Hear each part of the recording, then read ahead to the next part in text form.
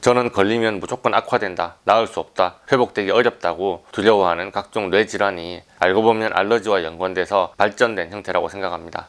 장누수는 장벽에서 일어나는 알러지 반응의 결과인 것처럼 뇌누수는 뇌혈관 장벽에서 일어나는 알러지 반응의 결과인 거죠.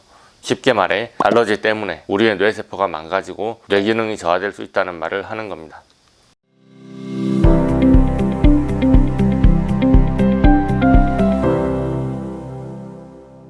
안녕하세요, 명쾌한 최원장입니다. 알러지가 심해지다 보면 자기 몸 자체에 대한 알러지, 즉 자가 면역 패턴으로 질환이 악화될 수 있다고 제가 자주 강조했었습니다. 그런데 여러분이 생각하는 자가 면역 질환의 패턴이라는 게 제가 생각하는 수준과 너무 다른 것 같습니다. 오늘 말하고 싶은 것은 뇌 알러지입니다. 초진 때 검사하는 토탈 78의 22번째 항목이 브레인인데요. 처음 보시는 분들이 아주 기겁을 하십니다. 뇌 알러지라니 그런 말은 또 처음 들어보네요 라고 말씀하시는 환자분들, 핵심은 단순합니다. 자기 몸에 알러지가 있을 수 있다면 자기 뇌세포에도 알러지가 당연히 있을 수 있겠죠. 알러지 반응이 피부 쪽으로 집중되는 아토피 건선, 호흡기 쪽으로 나타나는 알러지 비염 이런 것과 마찬가지로 알러지 반응이 뇌와 자율신경계 쪽으로 집중되는 상황이 왜 없겠습니까? 물론 제가 장명연의 소질이 없는 것 같아요.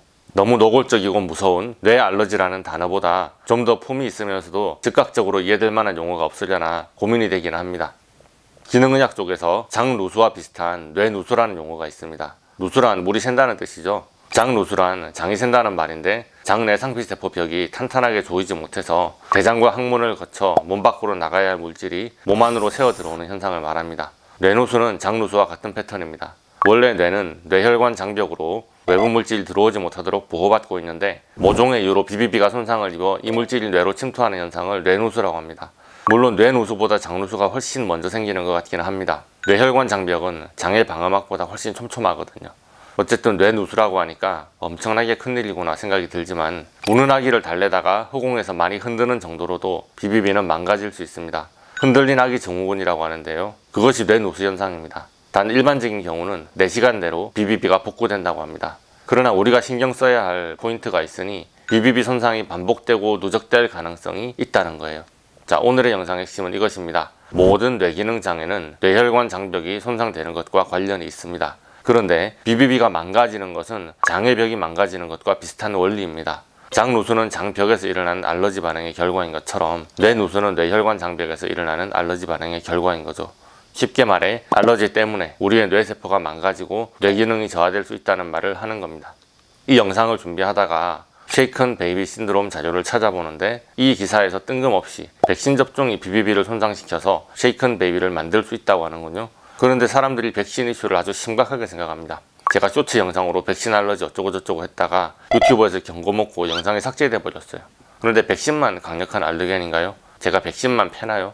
결국 그렇지 않습니다. 때로는 감기약이나 진통제, 항생제를 복용할 때도 BBB가 순간적으로 손상될 수 있습니다. 알러지가 있는 음식을 먹거나 그런 물질을 흡입해도 심지어는 스트레스를 심하게 받아도 BBB가 순간 망가질 수 있습니다. 그렇게 순간 성그러진 뇌 거름망 사이로 수많은 알러겐이 침투하게 됩니다. 하루에도 여러 번, 자주 말입니다. 그런데 여러분은 이런 생각이 드실 거예요. BBB가 뚫리는 게 그렇게 쉽다면서 뇌를 치료하는 약, BBB를 통과하는 약물 개발은 왜 그렇게 어렵다고 할까요? 생각을 해보세요.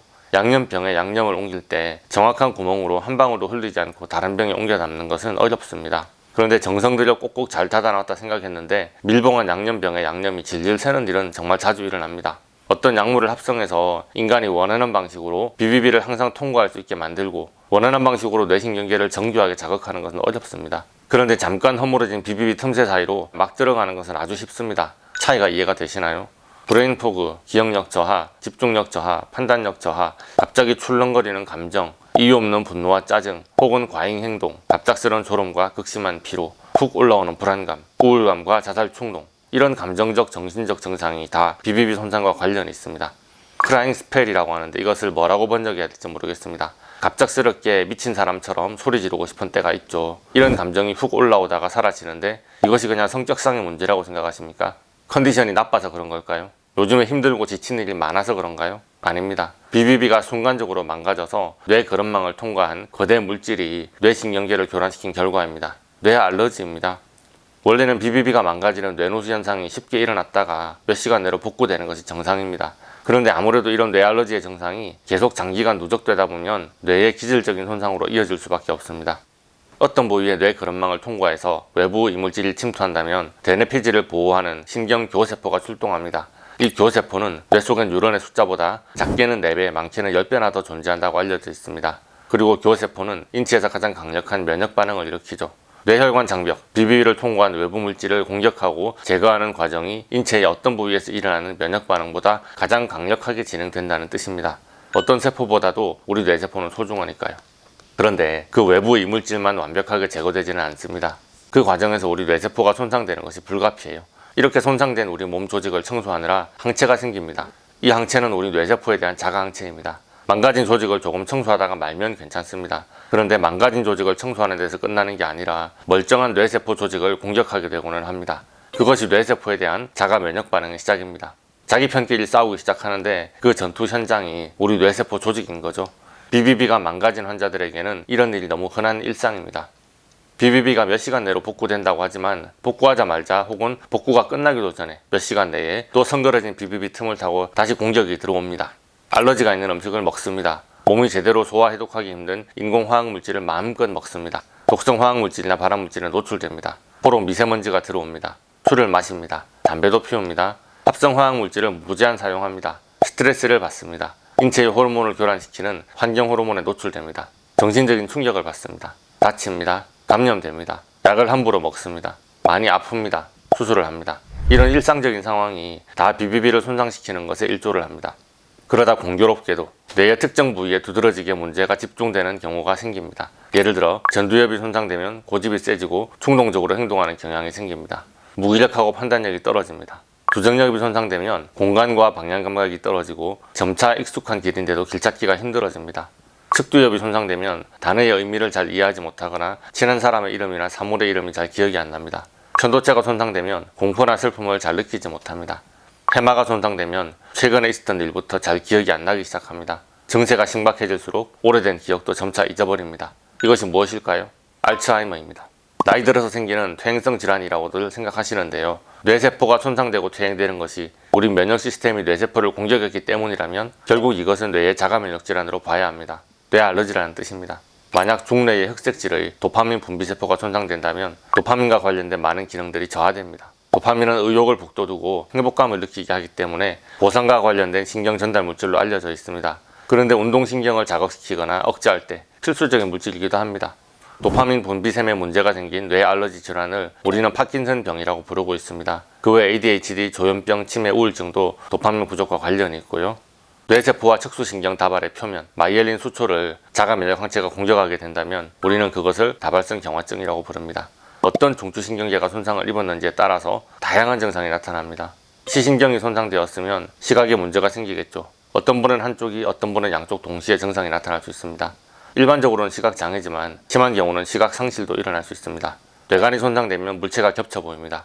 척수가 손상되면 감각이나 움직임에 문제가 생기겠고 배뇨나 배변, 성기능에도 장애가 생길 수 있습니다.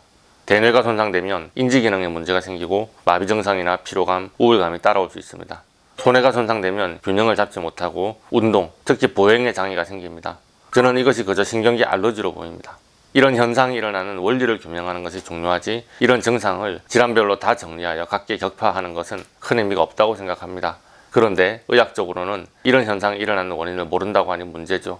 명쾌한 알러지 세상에서는 이유가 명확합니다. 알러지 때문이겠죠. 저는 걸리면 무조건 악화된다, 나을 수 없다, 회복되기 어렵다고 두려워하는 각종 뇌질환이 알고 보면 알러지와 연관돼서 발전된 형태라고 생각합니다. 뇌세포에 대한 자가 면역 질환, 뇌 알러지의 루트를 타고 있다고 말하고 싶은 것입니다.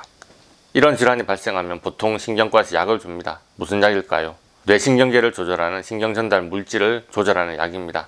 그런데 제가 환자를 자주 보다 보니 또 한쪽의 패턴을 발견하게 됐는데요. 바로 약물들로 인해서 유발된 뇌알러지도 존재한다는 사실입니다. 주로 신경정신과 약물, 그 중에서도 강하게 신경전달 물질들의 분비를 억제하거나 그 수용체를 차단하는 약물을 복용한 후에 뜬금없이 뇌질환이 발생한 경우가 있습니다. 예민한 뇌를 가지고 있는 사람들은 약물에 의해서 뇌 기능이 불가피하게 억제되거나 조절되는 과정에서 극심한 부작용이 나타납니다. 교과서적으로 용량을 결정한 것 뿐인데도 불쾌감을 자주 호소하니 주치의 입장에서는 그 불쾌감을 상쇄할 만한 추가적인 처방도 고려하게 됩니다. 복용하는 약물의 양도 종류도 점점 늘어나게 되는데 그러면 그럴수록 악순환에 빠집니다. 예민한 뇌는 약물의 작용에 아주 예민하게 반응하고 신경 전달 과정이 억제되는 정도로 끝나는 것이 아니라 반영구적으로 해당 기능이 차단되는 경우도 봤습니다. 억제하려고 했지만 마비 증상이 생기는 것입니다. 진정만 시키려고 했는데 아예 그 기능이 죽어버립니다.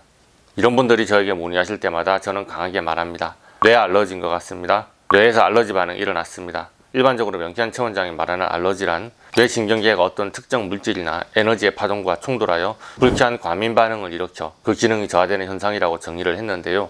불쾌한 과민 반응이 일어나는 현장이 바로 뇌세포였던 거죠. 뇌 알러지 그 자체입니다. 뇌 알러지라고 표현하는 것 말고 더 이상의 단어를 찾기가 힘들었습니다. 어떤 알러겐 때문에 뇌가 큰 타격을 입었는지 원론적으로는 설명할 수 있지만 내가 왜 이렇습니까? 이렇게 물으신다면 환자분 각각의 특징적인 알러겐은 1대1로 검사를 해봐야지 알 수 있습니다. 여러분이, 여러분의 가족이 알츠하이머, 파킨슨, 뇌신경계 자가 면역질환으로 진단을 받는다면 어떤 선택을 하시겠습니까? 여러분들이 잘 아시듯 치매나 파킨슨, 루게릭병과 같은 뇌신경질환은 아예 치료약이 없습니다. 뇌신경계 자가 면역질환이라면 항히스타민제나 스테로이드, 면역억제제를, ADH나 우울증, 조현병 등의 신경계 질환이라면 도파민계 약물이나 SSRI 등의 항우울제, 항정면제 등을 처방할 수도 있습니다. 처음 처방을 받았다면 처방받은 대로 복용해볼 수도 있을 것 같습니다. 그런데 만약 우리 명쾌한 패밀리들처럼 이런 약을 복용한 후부터 뇌알러지 질환이 폭발적으로 악화되는 경우라면 어떻게 해야 될까요? 저는 뇌기능을 저하시키는 알러겐을 찾아내고 그 물질에 대한 뇌의 과민 반응을 낮춰주는 알러지 치료를 하고 있습니다. 효과가 있기는 있습니다. 그러나 저를 찾아오시는 시기가 너무 늦습니다. 이런 뇌질환은 뭔가 이상하다고 자각을 하게 됐다면 이미 많이 진행돼서 타이밍이 늦은 경우가 많습니다. 게다가 명태환 최원장이 광고든 홍보든 했었어야 검색을 하고 찾아오든 말든 할 거 아닙니까? 그래서 무조건 제 잘못이라고 생각됩니다. 죄송합니다. 그래서 이제서야 알러지 치료를 시작해서 과연 어느 정도 선까지 회복될 여지가 있겠냐. 저 스스로도 100% 확신이 들지 않는 경우도 많습니다. 그래도 치료해봐야죠. 환자분도 저도 알러지 치료 외에는 선택의 여지가 없으니 희망을 가지고 해보는 겁니다. 마지막으로 가장 언급하고 싶은 대표적인 뇌알러지는 발달장애, 성장지연, 학습지연 등의 증상이 나타나는 경우입니다. 자폐 스펙트럼 장애라고도 부르는데요. 이 분야도 이야기를 시작하면 할 말이 끝이 없는데 자폐가 알러지 반응의 결과일 가능성을 놓고 원인 물질들을 분석했던 적이 있습니다. 링크를 올려드리니 확인해보세요. 뇌 알러지의 케이스에 대해서는 또 다른 영상으로 차차 만나 뵙도록 하겠습니다. 오늘의 영상이 도움이 되셨다면 좋아요, 구독, 알림 설정 부탁드리겠고요. 질문 있으신 분들은 댓글 달아주시거나 네이버 톡톡으로 문의해 주시기 바랍니다. 감사합니다.